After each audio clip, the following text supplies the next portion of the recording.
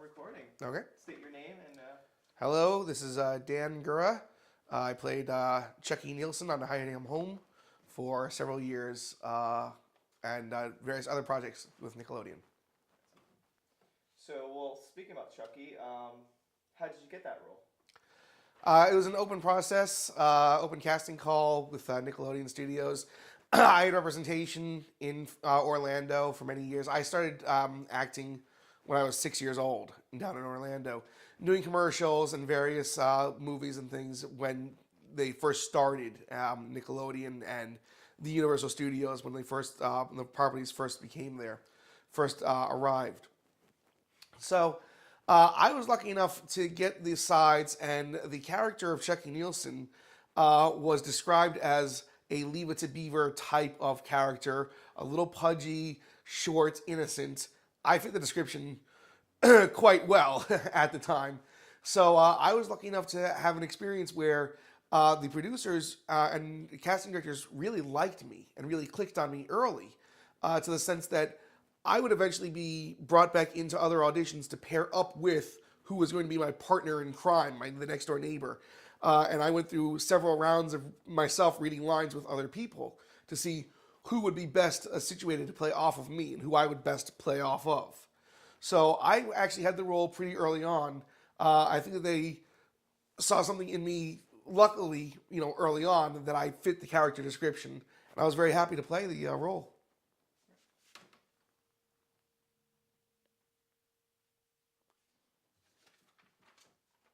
When you first arrived to Nickelodeon Studios, what were you most amazed by regarding its presence?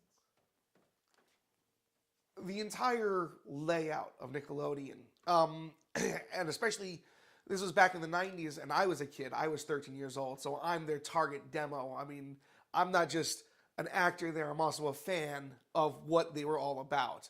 And it was cool to be backstage, and they carried the theming of Nickelodeon and the children's theming all through even their offices. Their offices were decorated with the characters of the day, of the Dogs, or the Rugrats, or Ren and Stimpy, and you'd see a clock of that, or Ren and Stimpy clock somewhere, or little trinkets and tributes to some of the TV shows. Double Dare was filming there at the time, and you could see the cast there, or the layout, or the physical challenges in the obstacle course. And that was just really a cool thing, that you're there where all the magic is happening. Do you remember other shows being filmed where you were at, which you kind of mentioned? Do you want to talk about that? Yeah. Across the hall from us was Clarissa Explains It All, starring Melissa Joan Hart.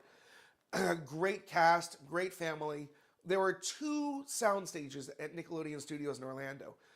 My time there, we occupied stage 19, and stage 20 next door was rotating between Clarissa Explains It All and the Double Dare, when Double Dare was still filming. So I got to become friends with Melissa Joan Hart, the whole family over there. In fact, I was on a few episodes of Clarissa Explains It All as well.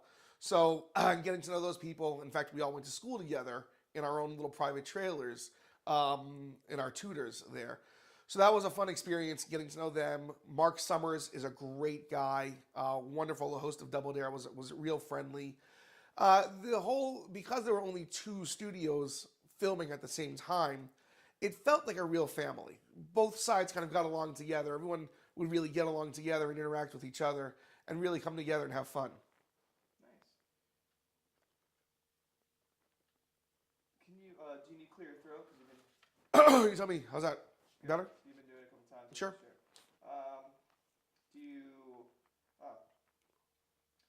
How great was all the Florida staff? Florida was great. I grew up in Orlando, so I knew that area back of my hand. But the Florida staff, much like Florida, very laid back people, very generous. They would cater to the kids, and especially the child actors on the lots, that they were very generous. I remember when we would get back from hiatus, there would always be a little welcome basket waiting for us of, a t-shirt or a towel, or just some little tchotchke that would be like a welcome back to taping. There was a lot of fun and a lot of positive energy at Nickelodeon.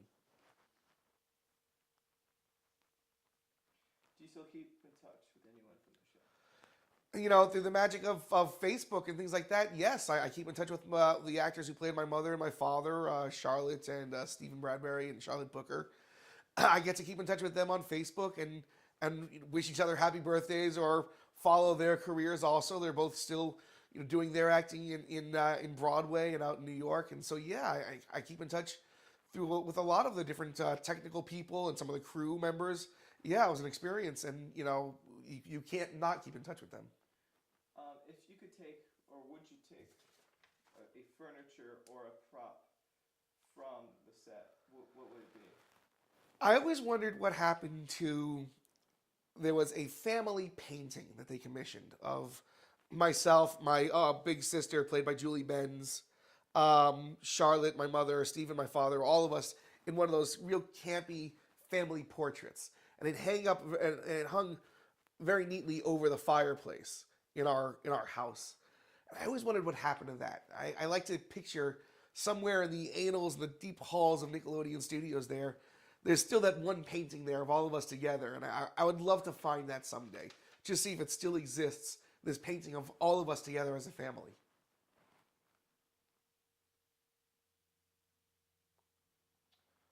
So, when you were working at Nickelodeon, it was the Hollywood East at the time for Orlando. It didn't last. So, I want to talk about that, and then why do you think it decreased? Excuse me.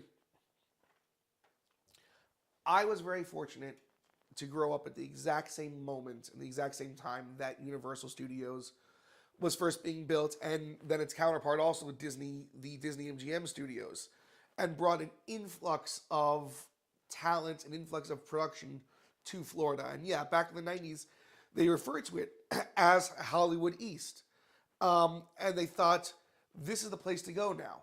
And for a while it was. And as a child actor, when you have Nickelodeon Studios and Disney both in the same town, the opportunities were endless. And especially in a small town like Orlando, where all of the actors and all the kid actors, we all knew each other.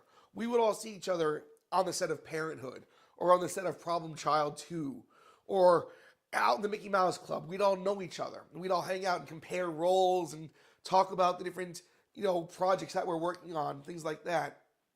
So it was really a golden time to be not just an actor, but a child actor when Nickelodeon Studios is first being built up and Disney MGM Studios are both coming together there. Were you ever slimed? I was not slimed. I tasted the slime. Part of one of the great parts of Nickelodeon was the Nickelodeon Studios tour.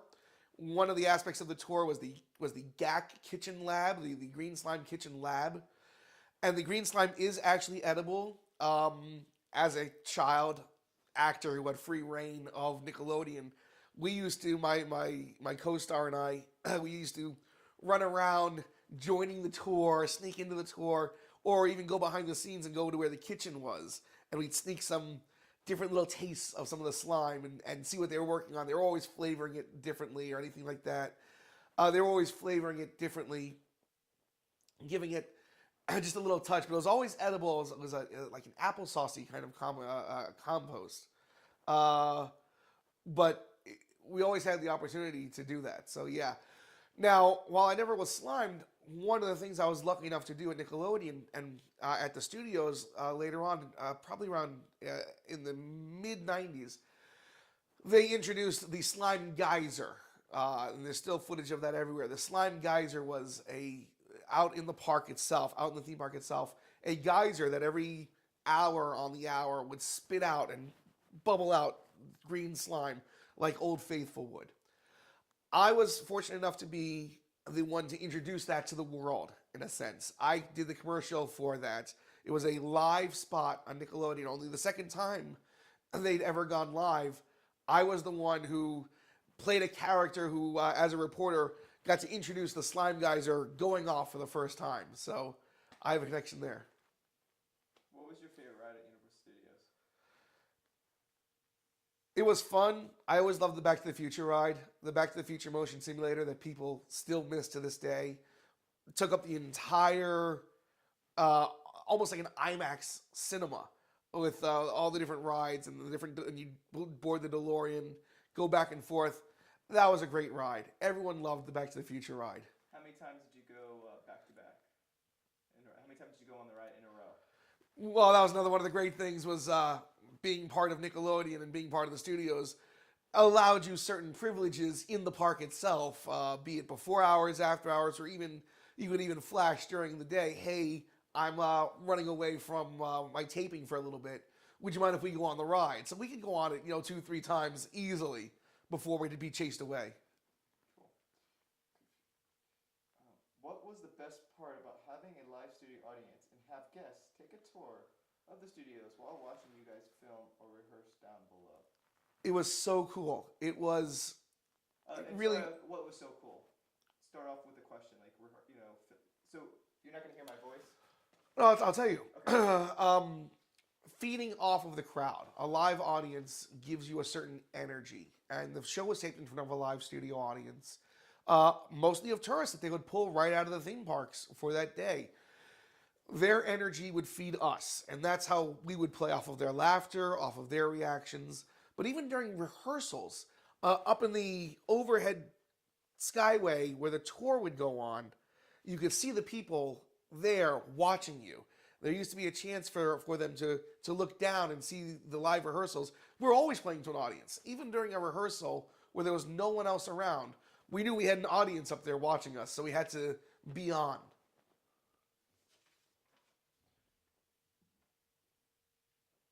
What was your favorite behind the scenes memory? I remember when we were students and being tutored. The trailer for our trailer classroom was actually outside behind the studio, behind the main studio. And what kid likes going to school? We never liked going to school, any of us. Myself or the cast of Clarissa, when we were all in school together. We always used to fake and want to take advantage of our breaks. And whenever there was a break for the day, or just a quick break, a restroom break, or we'd ask for a bathroom break or a lunch break. What we'd really do instead was we would run around the corner. And we'd run down the corner to where the tours were given. And then we'd stop, slow down. And we'd suddenly walk casually around a corner like we were just walking through the studio lot. And all of a sudden, all these people who are waiting in line are there waiting in line. Oh, we had no idea you guys would be there. But yes, we're on a TV show. Would you like autographs? Would you like pictures? Sure, we have time for that, absolutely. It was always, we knew exactly what we were doing. It was always a fun ego boost.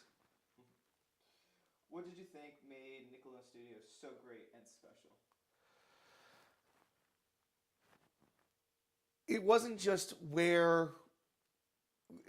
just that the fact that the shows were filmed there. It's that these were shows that, again, I watched myself at that age. I'm watching Double Dare. Nick Arcade was filmed there. I'm 12 years old. I got to be the guy who tests some of those Nick Arcade rides and the Nick Arcade competitions and some of those Nick Arcade games that they had to play. We're interacting with the creators of these shows. We're interacting with the behind the scenes people who themselves are really kids at heart also. I mean, the childhood happiness and the sense of wonder really flowed through Nickelodeon Studios. Would you like to see it reopen again in Orlando? Yeah, absolutely. I would love to see it back there. It's a shame that it faded away. It's a shame that production shifted away. There are a lot of great people who had a lot of great jobs there. Not just in front of the camera, but behind the camera. And a lot of people who, created families while we were there. It's a wonderful place. It served a great role, not just for the studios itself to be a focal point of Universal Studios, but was a great place just to shoot and have the experiences that we did. Is there anything else you want to share about your experience?